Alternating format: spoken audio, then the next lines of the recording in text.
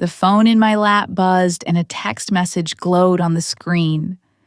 It wasn't from my husband or a friend. It was from a number I didn't recognize, and it said, "Get up and leave. Don't say anything to your parents."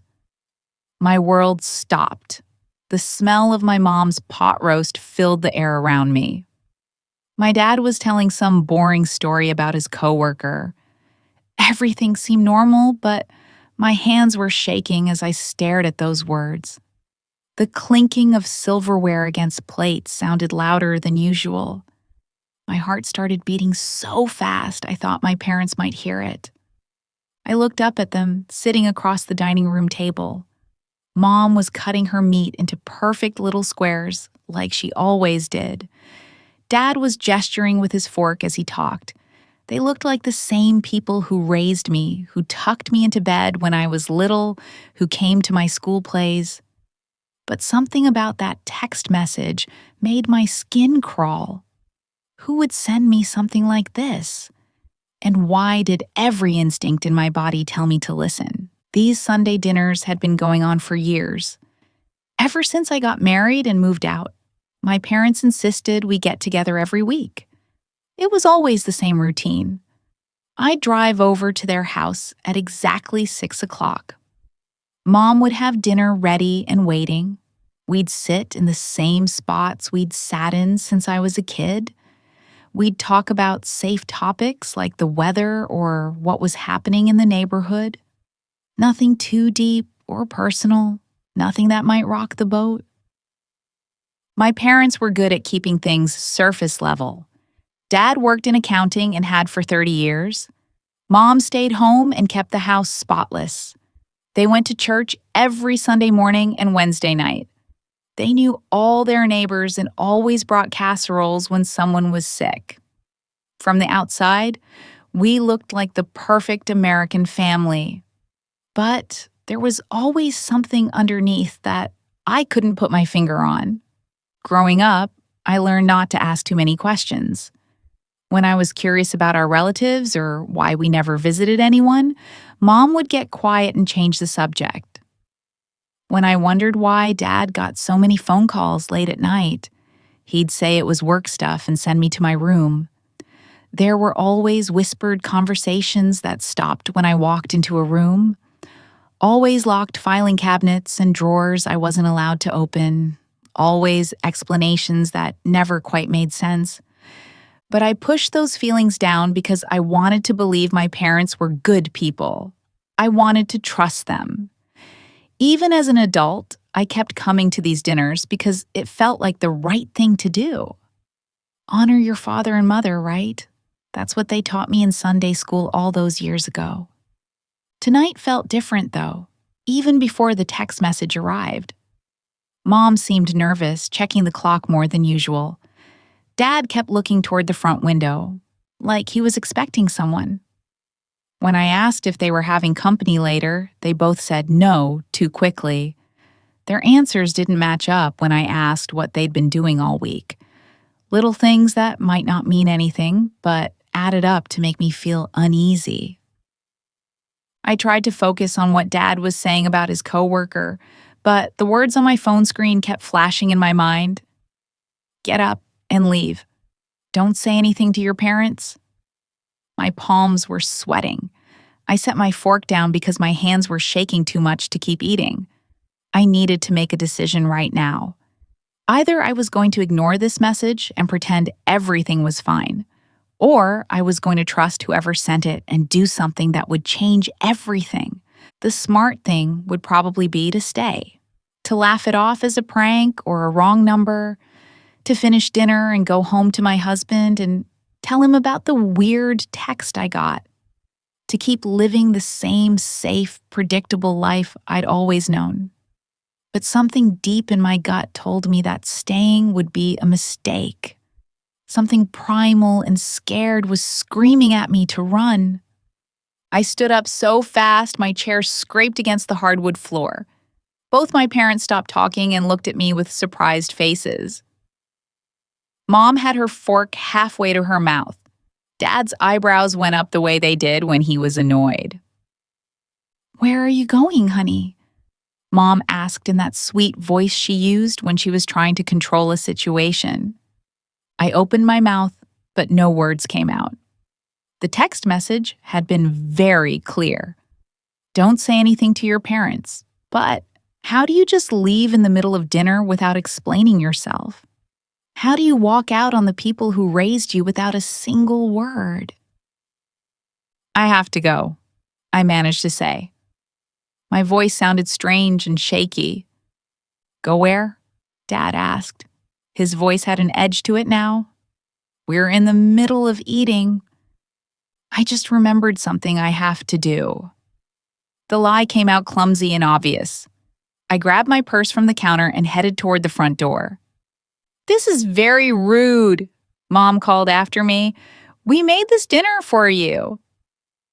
The least you can do is finish it. I could hear them both getting up from the table behind me. Their footsteps followed me to the door. Every step felt like it took forever. My hands were shaking so badly I could barely turn the doorknob.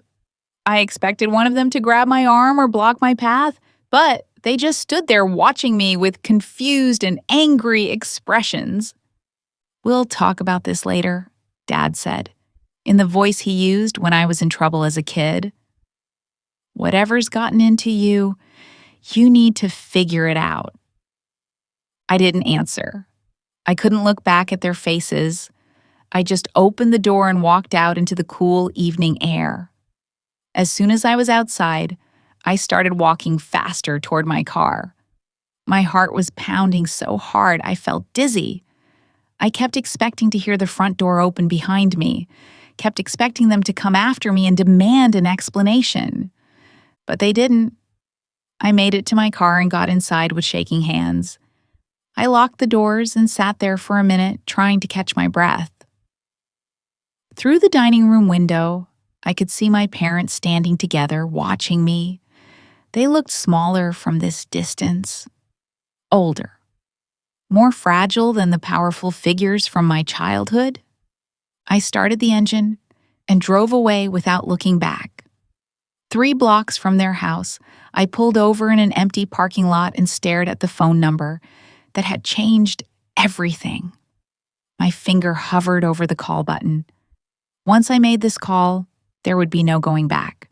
Whatever I was about to learn would change how I saw my parents and my entire life up until this moment. I pressed call. The phone rang twice before someone picked up. A woman's voice, familiar but older than I remembered. "Thank God you got out of there," she said. "Who is this?" I asked, even though something in my chest already knew. "It's Sarah, your sister." The parking lot started spinning around me. My sister Sarah, who had disappeared when I was 12 years old. My sister who my parents said had run away and never contacted us again. My sister who I'd cried for every night for months until Mom told me I needed to stop living in the past and move forward. "Sarah's dead," I whispered. "No, I'm not dead. But our parents wanted you to think I was. They wanted everyone to think I was." I gripped the steering wheel to keep my hands from shaking. This isn't real. This is some kind of sick joke. I know it's hard to believe. I know this is the last thing you expected. But I need you to listen to me very carefully because we don't have much time.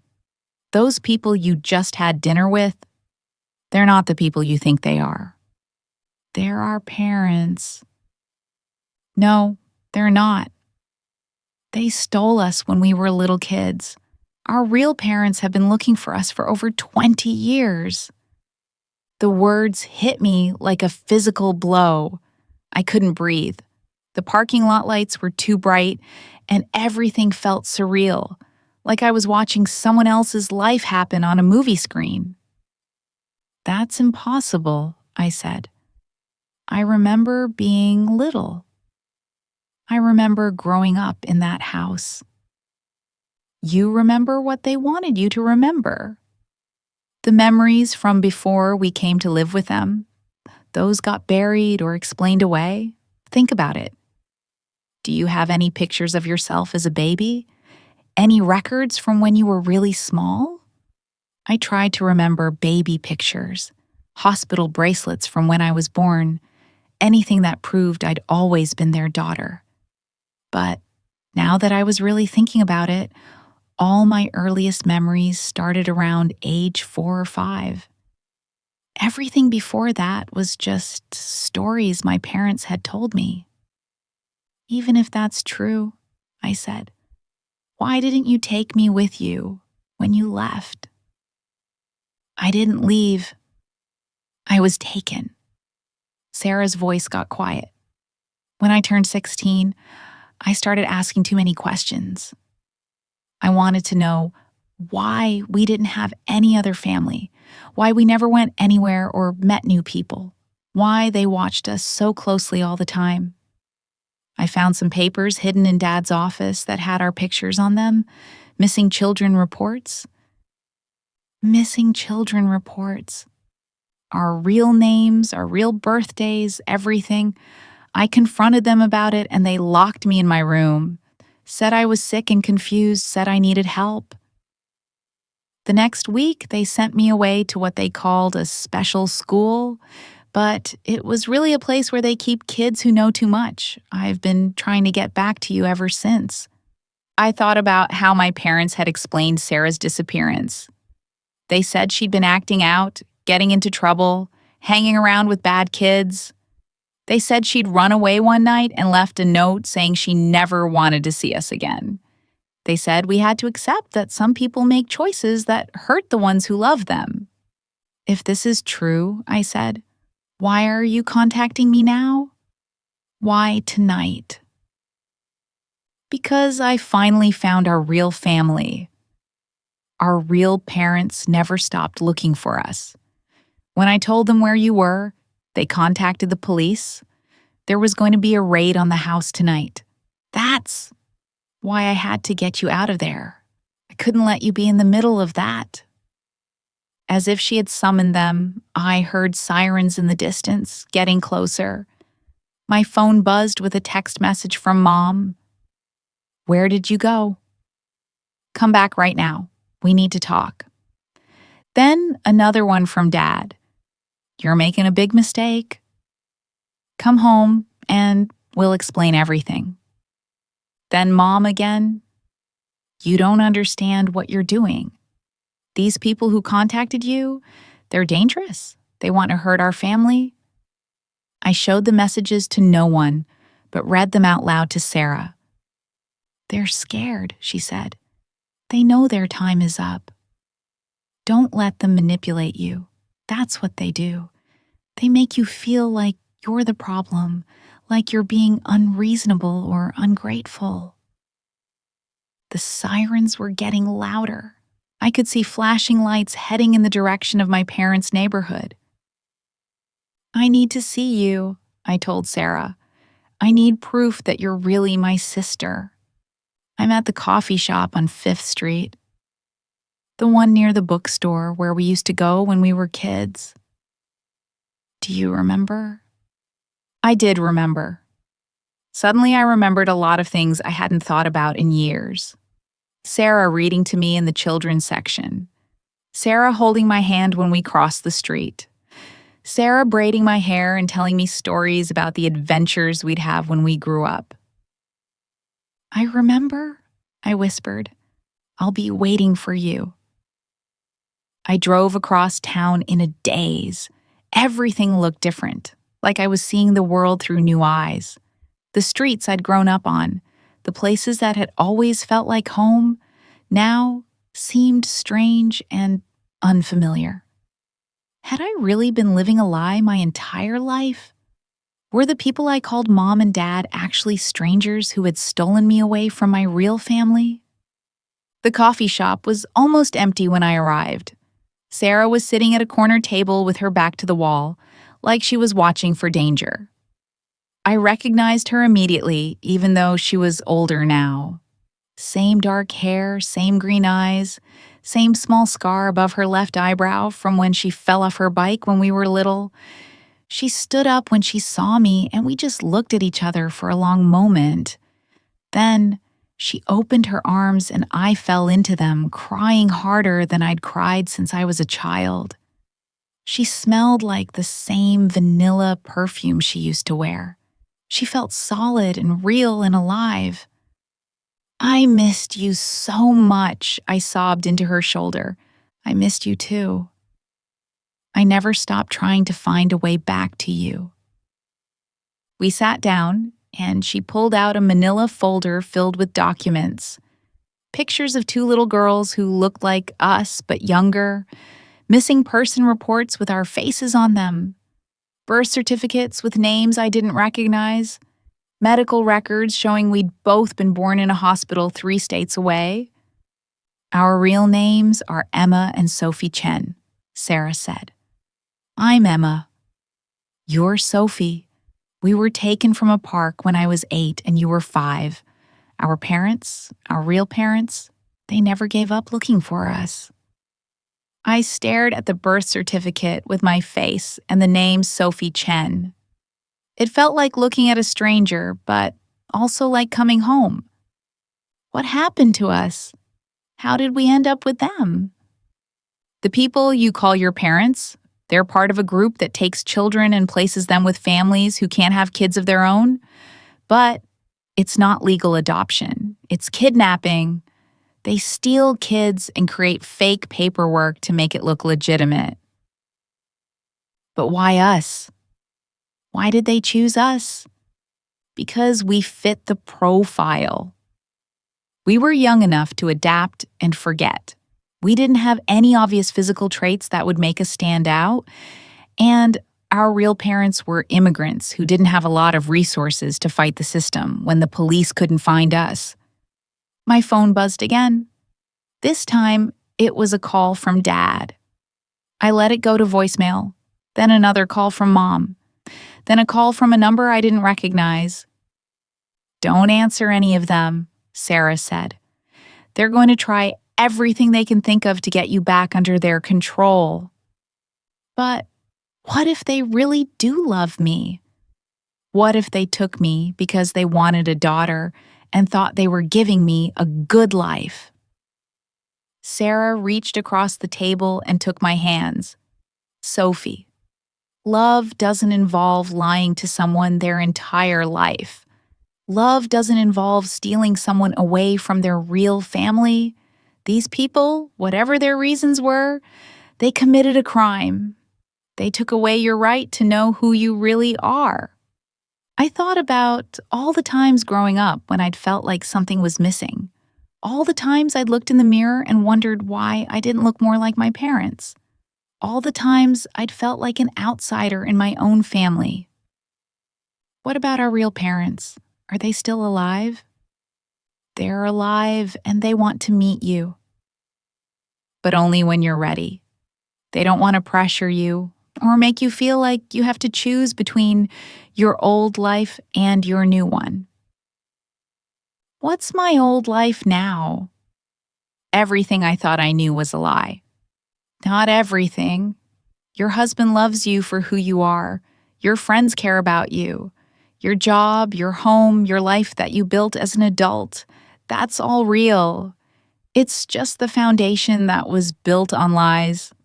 We sat there for 2 hours while Sarah told me everything she'd learned over the past few years.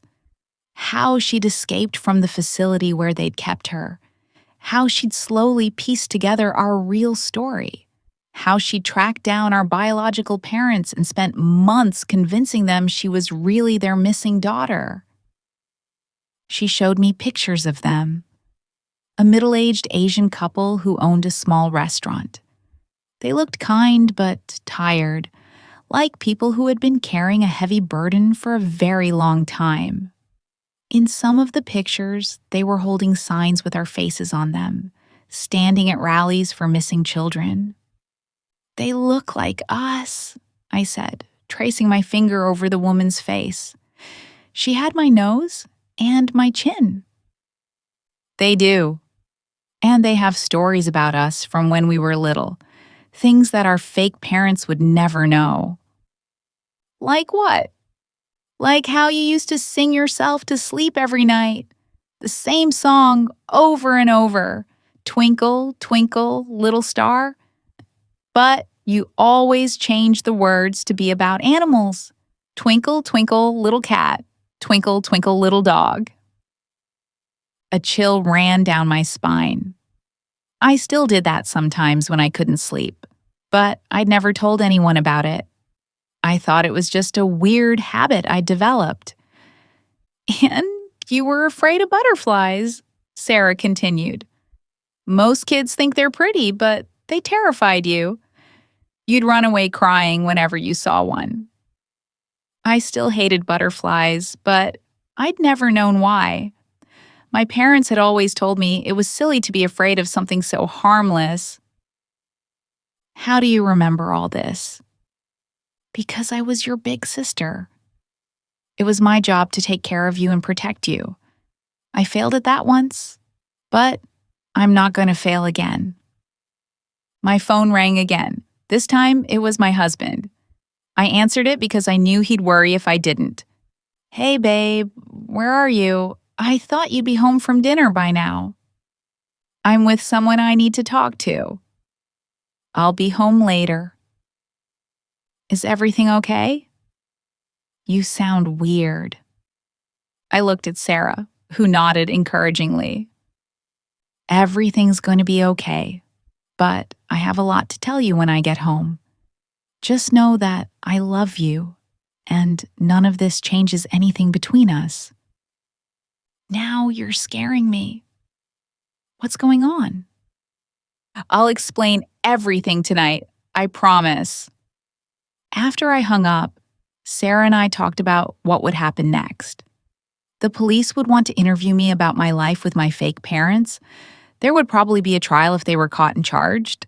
I'd have the option to meet my real parents whenever I felt ready. What if I'm not ready? I asked. What if I never feel ready? Then that's okay too. This is your choice. No one is going to force you into anything ever again. We exchanged phone numbers and made plans to meet again the next day. Sarah was staying at a hotel across town under a different name, still being careful even though the people who had taken us were about to be arrested. I drove home in a daze, trying to figure out how I was going to explain any of this to my husband. How do you tell someone that everything they thought they knew about your family was a lie? How do you explain that you might not even be the person they married? He was waiting up for me when I got home, sitting on the couch with a worried expression. Talk to me, he said, as soon as I walked in the door. I sat down next to him and took his hands. The people I thought were my parents aren't my real parents. I was kidnapped when I was 5 years old. My real sister found me tonight and got me away from them before the police raided their house. He stared at me for a long moment, processing what I just said. Are you serious right now? I'm completely serious. I know how crazy it sounds, but I have proof. Documents, pictures, everything. I showed him everything Sarah had given me. The birth certificates, the missing person reports, the photos of our real parents. He looked through each document carefully, asking questions and trying to understand. So, your real name is Sophie? Apparently. And you have real parents who have been looking for you this whole time? Yes. And the people who raised you are criminals? Yes. He set the papers down and pulled me into his arms. I'm so sorry.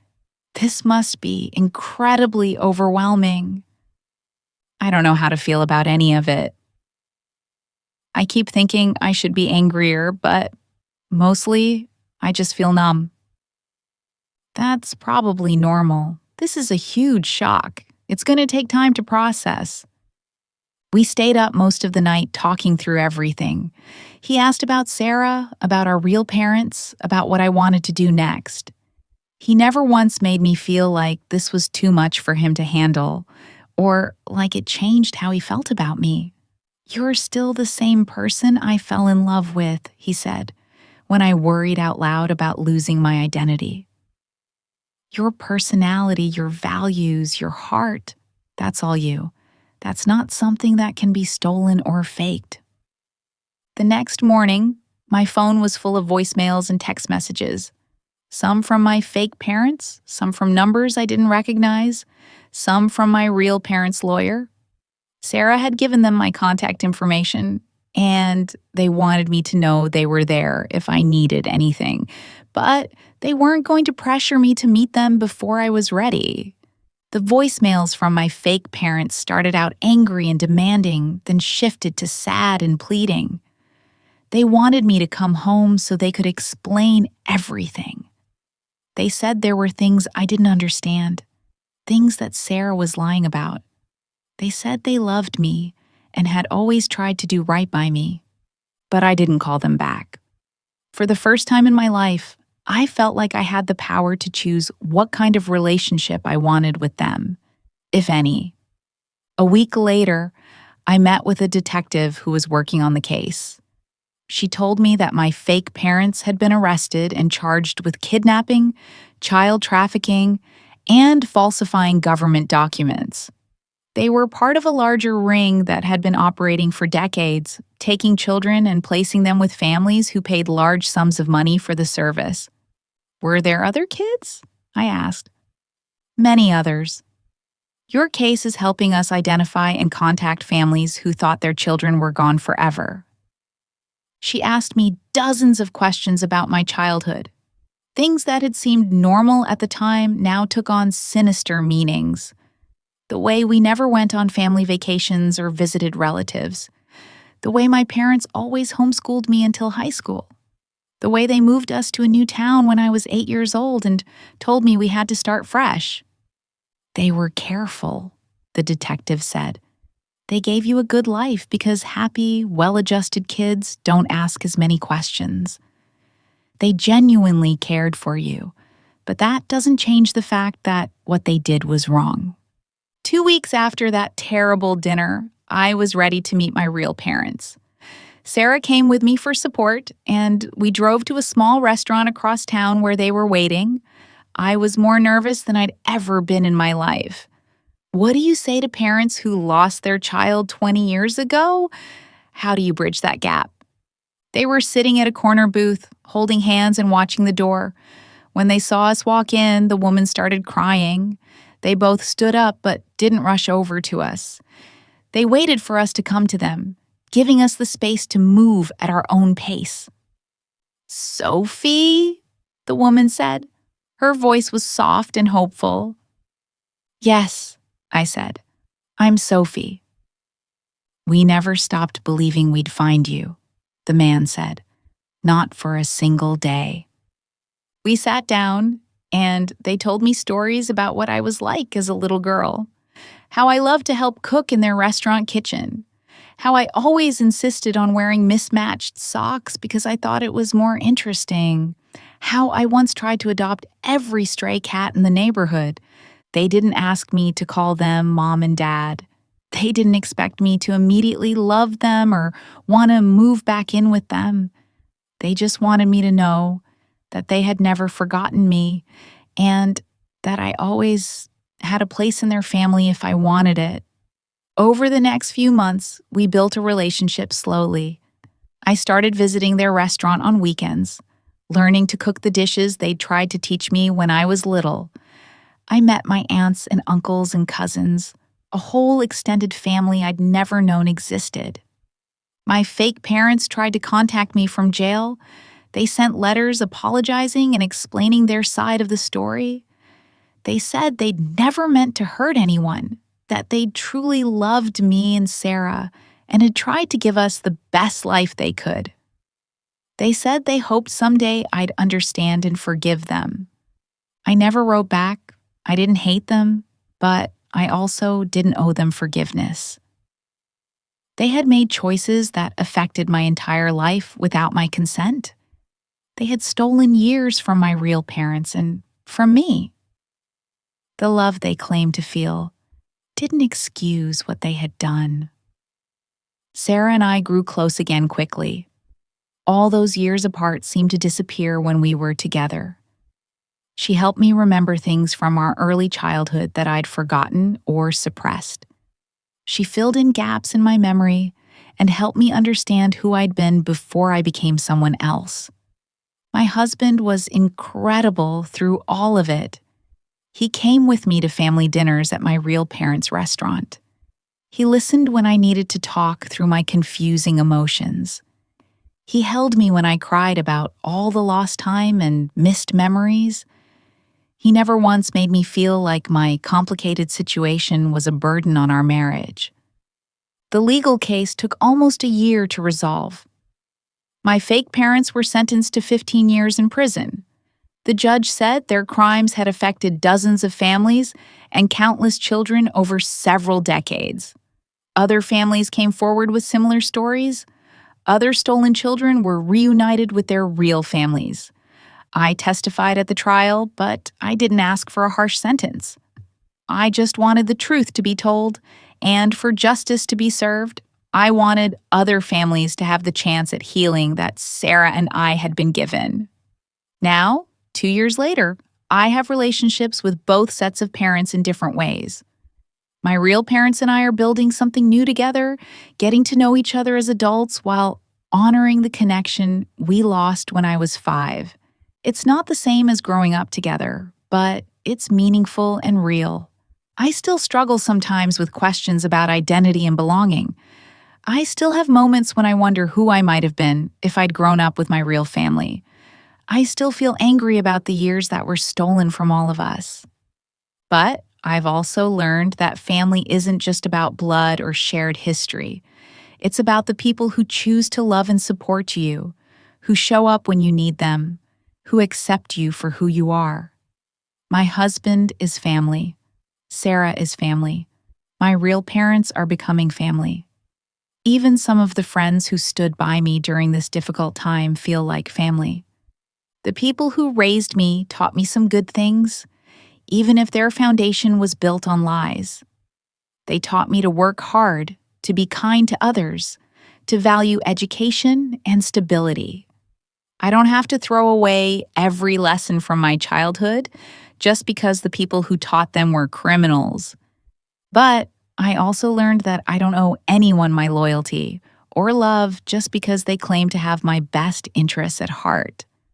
I learned that it's okay to walk away from people who lie to you, manipulate you, or try to control your life.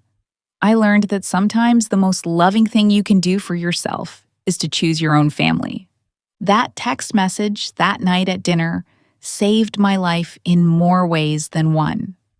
It didn't just get me away from a dangerous situation. It gave me back my real identity and my real family.